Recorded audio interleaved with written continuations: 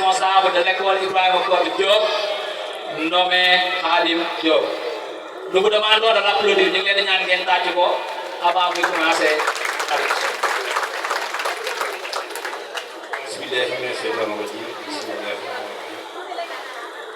Assalamu alaikum wa rahmatullah. Mbokk yi ñoo ngi leen di nuyu yéen ñëpp di leen ziare ñoo ngi leen di baalu àq di leen baal àq di ñaan yàlla suñu borom boole ñu jéggi di ñaan suñu kilifa yi jëndee ci Cheikh Mamadou Moustapha Bachir xalifa général kul murid yàlla fi yàgg loolu te wér suñu borom doole ko jàng kàttan ci lépp loo xam ne bëgg na koo liggéeyal islam rawatina yoonu murid rawatina dëkk bi. su ko defee bu loolu wéyee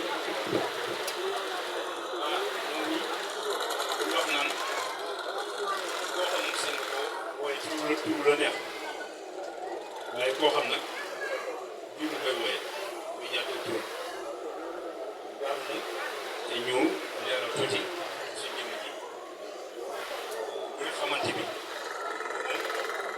jëm kanam ba mooy li nga xam ne moo ñuy jëriñ ndax loolu dafa bokk ci liy gën a dëgëral relation bi nga xam ne am na ci suñu diggante yéen waajur yi ak ñun jàngalekat yi. maa ngi tudd Khadim Diop ci ñi nga xam ne xamuñu ma maa ngi dëkk fii ci Daaru Minam ci bërëb bii ñu woy lew na yàlla def na it fi laa gane àdduna lu bari ci mbooloo mi xam naa leen am na ñoo xam ne xam xawma leen seen jëm gi waaye xam naa seen i bokk wala bokki seen i bokk loolu nag mën naa ci ñu bare bari am na solo li ma ko waxee rek ci nit koo xam ne da ngeen di jokkalante di jëfalante xamante bu wér bokk na ci lii gën a dëgëral relation bi. gannaaw bu loolu wéyee maa ngi nuyu jàngalekat yi fi teew yëpp di leen sargal di leen ziare di leen baal wax waaye di rafetlu seen taxawaay ñu ngi nuyu mbokki dëkkandoo yi nga xam ne it suñu borom dogal na ñun ak ñoom jébbale woon te wax dëgg yàlla boobaak léegi dara mosu fee yàqu tubaarkàlla yàlla wéyal te lépp am ci fan gudd wér-gu-yaram ak jàpp na ci lépp loo xam ne yitte la ci doomu aadama di ko am. bërëb bii tudd école privée élémentaire Ibrahima Kote Diop nga xam ne maintenant wax nag jërë ngi nii muy dox wutewul ak yeneen bërëb yi nga xam ne xale yi dañ leen ko faral di yóbbu di leen tàggat di leen yar di leen jox xam-xam kon moom yeneen bërëbukaay yi am ci dëkk bi ak ci yeneen bërëb nga xam ne boo ko seetlee tey ñii doxal réew bi ci bërëb yooyu lañ bawoo amul benn wuute su ko defee nag kon lii ñu def tey day mel ne day dugg ci loolu ndax bërëb yooyu yëpp ngeen xam ne nit ñaa ngi gone yaa ngi fay daje ñu leen fay joxe xam-xam nii lay demee ñu jàngee ba waxtu ñu jot bër muy waxtu yu ñu woowee bër bu mag yi danañ leen ñaare defal bis boo xam ne bisu tàggatoo la bisub waxtaan lay doon bisub soññente bisub sargalante bisub saafonte nag ak waajur yi nga xam ne ñoom kenn mënu leen a fay ndax bu luy amee ngir yàlla ñoom kon bisub tey bii ci foofu lay dugg su ko defee nag yàlla dogal na biir ñi nii ñuy dox maintenant wax ne li ñuy wax codification bañ ko amee ak léegi am na biir yàgg na jamono jii suñu autorisation génn na kon mel na lépp lu école di am ci wàllu wàcciwaay rek ci réew mi ngir ñu jox la cër ak yéen ja ca war am nañu loolu nag buñ sañoon ànd ko ak yéen ba mu jur yeneen i dox jéego yu gën a kawe yoo xam ne dana feeñ dana am jeexital bu mag a mag ci dongo yi loolu li ma ci xóotal mooy lu mel ne dañoo gis ne dongo yu bari ñu ngi jóge fii di jàng ci feneen te li ñu wuti feneen boo ko seetee mënees naa wax ci bu wér a wér te loolu it ñu waxagul suñu xol waaye dañuy sukkandiku ci firnde yi masalan dañuy jaar ci wàllu résultat ci examen yi li am feneen mënees naa wax ne am na fii wala sax li am fii bari na bërëb yoo xam nit ñaa ngi koy jóge di ko fu wuti te amul foofu ndax suñu résultat yi at yi yëpp gën gaa néew moom dañu am 80% loolu nag du ndaw jàng xam ngeen ne mënut a ñàkk ndax bu mënoon a ñàkk Serigne Cheikh Mbacke Gaïndé Fatma yal na ci yàlla fay di sëñ Serigne Touba di koo xam ne mënees naa wax ne wax ju sëñ Saliou waxoon ne am na jëm yàlla yoo xam ne buñ amee lu njitewoo ci àddina bi ba koo xam suñu borom da leen ko indil ba dañ mën di jàkkaarloo moom di ca xam dañ bëgg mënees naa wax ne buñ ko boolee ci ñooñe mënees naa wax ne duñu bëgg ndax lim fi def diirub lim fi nekk bàyyi ko fi ba tey bokk na ci loo mënees naa wax ne lépp loo xam ne def na ko rek moom suñu Cheikh tey Sénégal ngi ci jariñ kon day mel ne lim def lépp benn njumte nekku ci bokk na ci nag lim def mooy indi école tubaab fii ci dëkk bi ba mu koy indi coow lu bari amoon na waaye moom xamoon na ndax demoon na ci sax ba ne bu fekkente ne lii la man dinaa ko def ci sama kër di ci dugal sama njaboot yi ci jàng ndax xam na jàng tolluwaay jàng ëllëg nan lay doxe ak yoon bi nan lay doxe ak koo xam ne bëgg nga lu baax koo xam ne bëgg ngaa jariñ sa bokk bariñ say bokk bërëm jariñ bërëb bi nga bokk loolu moo waral yàlla def na ñu bokk te jëm yooye ak suñuy bokk nga xam ne am nañ chance tawfeexu sëriñ bi ñu boole leen ak sëriñ bi ba foofee ñu am luñ fa jëlee wala loola ngir yàlla ak loola moo tax moo waral lii kon bu ñu santee yéen waajur yi sant jàngalekat yi sant ndongo yi xam ne si borom boole leen danañ sant nag sëriñ Cheikh Mbacke Gaïndé Fatma mu nga xam ne président wax ne moom it dëgg yàlla di lépp ngir yàlla moom ndax tey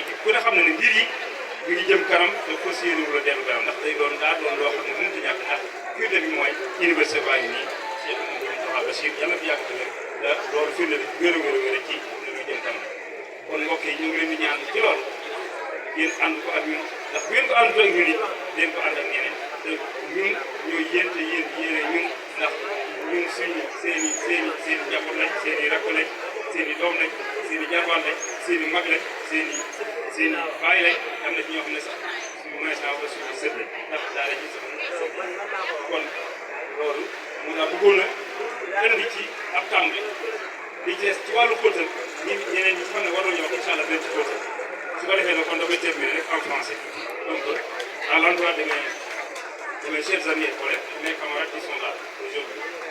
Vraiment, à commencer par le doyen Diop, qui est déjà, depuis 2 ans, il est avec nous. Je pense qu'une bonne partie aussi de ce qui fait notre fierté au niveau de l'établissement, doyen, il a joué un très grand rôle. Parce que c'est quelqu'un qui est déjà un dépositaire de savoir pédagogique en tant qu'ancien directeur, mais aussi quelqu'un quand même qui a de la sagesse, parce qu'il a de l'âge, il a un vécu. Donc, doyen, vraiment, grâce à ses compétences, son obligation, et son amour pour ce que nous sommes en train de faire, vraiment, il s'est engagé totalement. Et grâce à cet engagement, aujourd'hui, nous avons pu réussir en tout cas des choses assez extraordinaires. Donc, doyen, je vous remercie de cela. Sans aussi oublier les autres, notamment M. Diouf, M. Ndiaye, qui sont là, qui sont des enseignants, des maîtres, mais en même temps, qui participent dans la gestion des questions pédagogiques. Des fois même, ils jouent le rôle de directeur et le rôle de directeur adjoint. Donc, M. Ndiaye et M. Diouf, vraiment, un supplément de travail ne les dérange jamais. Ils sont tout le temps engagés pour ce qui concerne la bonne réussite de l'établissement. Vraiment, M. Ndiaye, M. Diouf, je vous remercie pour cette grande compréhension, pour cette dédication, disons, par rapport à l'éducation. C'est quelque chose de très naturel en vous. Donc, c'est pourquoi vous le faites avec abnégation, vraiment sans jamais montrer un signe de fatigue. Donc, je vous remercie, M. Ndiaye. La même chose, les mêmes remerciements aussi vont à M. Seck, qui est responsable de la classe de CICP.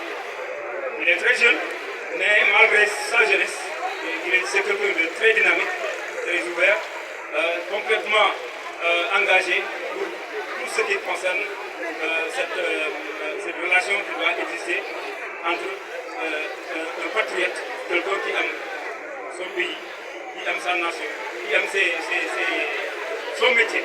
Il le fait vraiment avec toute cette gratitude dont on a besoin. En tout cas, si on est dans les cas où on est en face avec des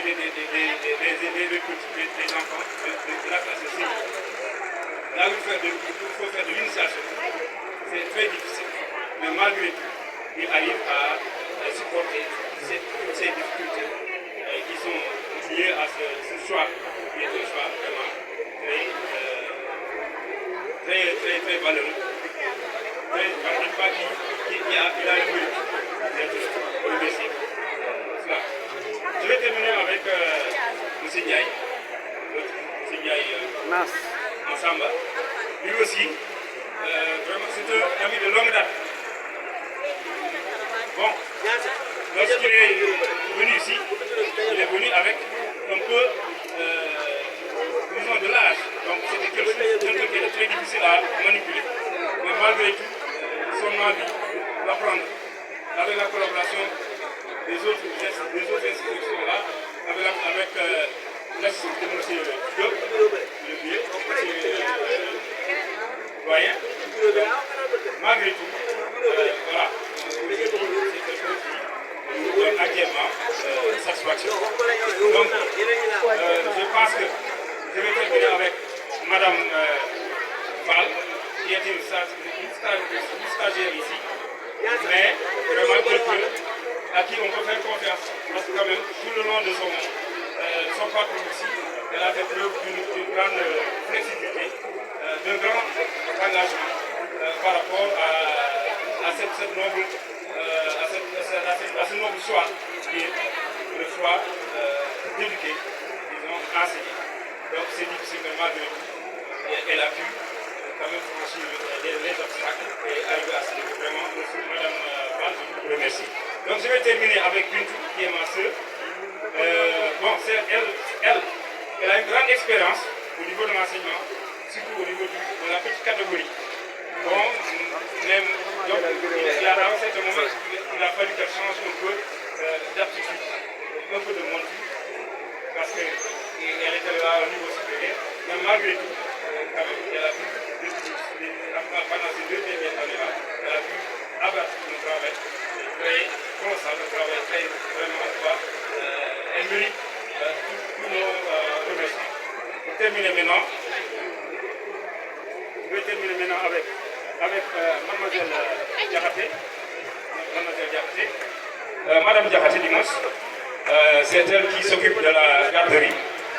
Donc, madame, je vous remercie parce que gérer les enfants avec toute leur turpitude, n'est-ce pas, les difficultés de communication, malgré tout, quand même, aussi, vous avez pu changer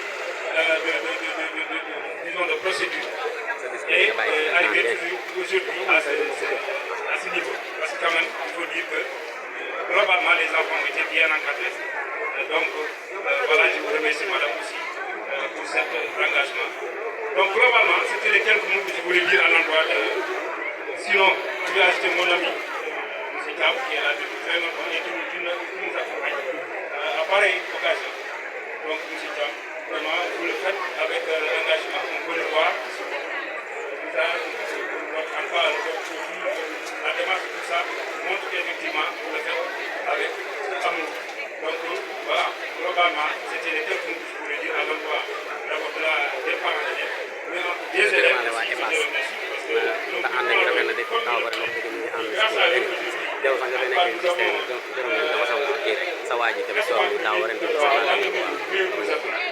donc, je remercie tout le monde, je remercie les parents, je remercie